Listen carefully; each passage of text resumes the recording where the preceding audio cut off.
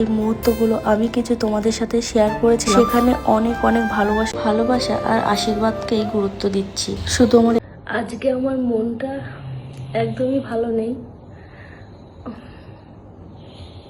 সত্যি বলতে আমি নিজে হাতে কখনো কাউকে হসপিটালে ভর্তি করিনি।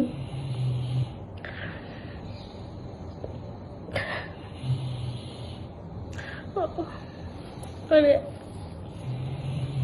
আমার একদমই ভালো লাগছে না।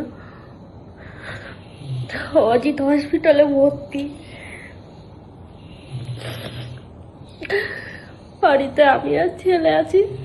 ছেলে ঘুমাচ্ছে এখন, আর আমি কি করবো নিজেই বুঝতে পারছি না। মানে ছোট বাচ্চা নিয়ে থাকতেও দিচ্ছে না হসপিটালে। ভিডিওটা না আমি করতে গিয়ে আর করতে পারলাম না।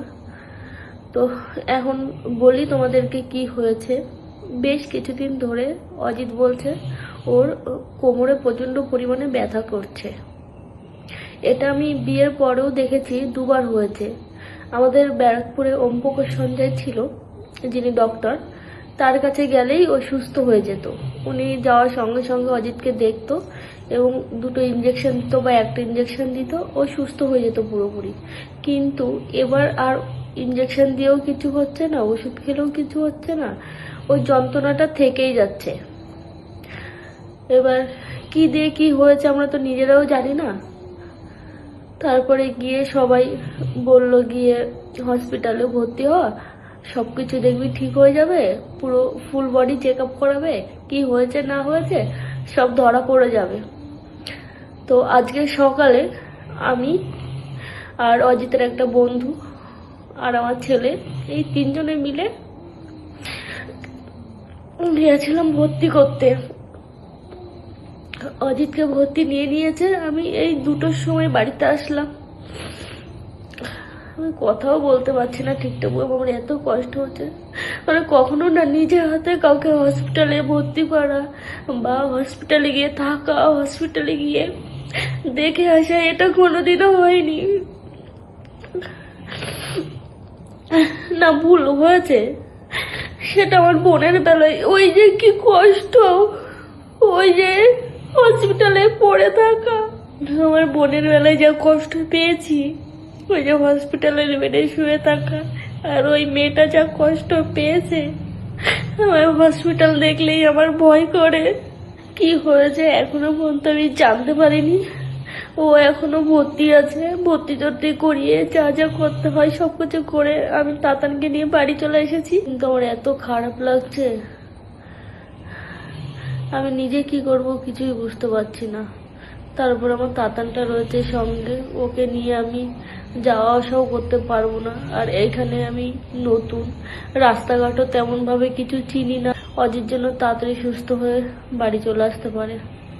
কেমন আছো সবাই? আশা করি সবাই ভালো আছো, আমিও ভালো আছি। আর এই ভিডিওটা দেখার পরে কিন্তু ভীষণ খারাপ লাগছে। কিছুদিন আগে দেখলাম যে প্রীতির দিদি মিষ্টু, সেও কিন্তু প্রীতির মতন খুব ভালো একজন কন্টেন্ট ক্রিয়েটর, মানে নিজের ডেইলি লাইফস্টাইল ব্লগ শেয়ার করে। দিদিভাই কিন্তু মিষ্টি দিদিভাই এই সবেমাত্র ব্যারাকপুর কিন্তু তার শ্বশুরবাড়ি ছেড়ে কোয়ার্টারে গিয়েছে এবং দেখলাম কোয়ার্টারে পুজো করেছে। কন্টিনিউ কিন্তু ভিডিওগুলো দেখি, ভীষণ ভীষণ ভালো লাগে। আর তাতানকে নিয়ে তো কোনো কথাই হবে না, খুব ভালো ছেলে, একটু দুষ্টু, কিন্তু বাচ্চারা তো দুষ্টুমি করবেই।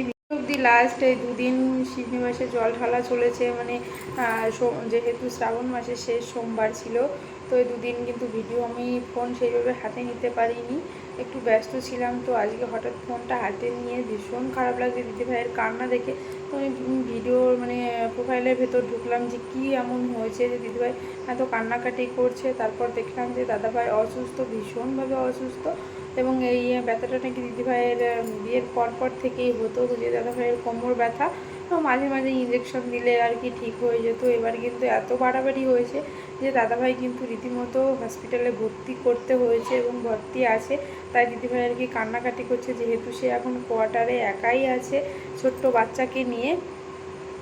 তো সবাই একটু দাদাভাইয়ের জন্য প্রে করো, দাদাভাইয়ের জন্য তাড়াতাড়ি সুস্থ হয়ে ওঠে। তো যাই, এইটাই বলার ছিল, তাই ভাবলাম তোমাদের সঙ্গে একটু শেয়ার করি। তো সবাই দাদাভাইয়ের জন্য প্রে করো, সুস্থ হয়ে যেন দাদাভাই তাড়াতাড়ি বাড়ি ফিরতে পারে। আর আমি সুখে শান্তিতে সবাইকে নিয়ে ভালো থাকতে পারে, এটাই আশা করি, কামনা করি। তো ধন্যবাদ সবাইকে।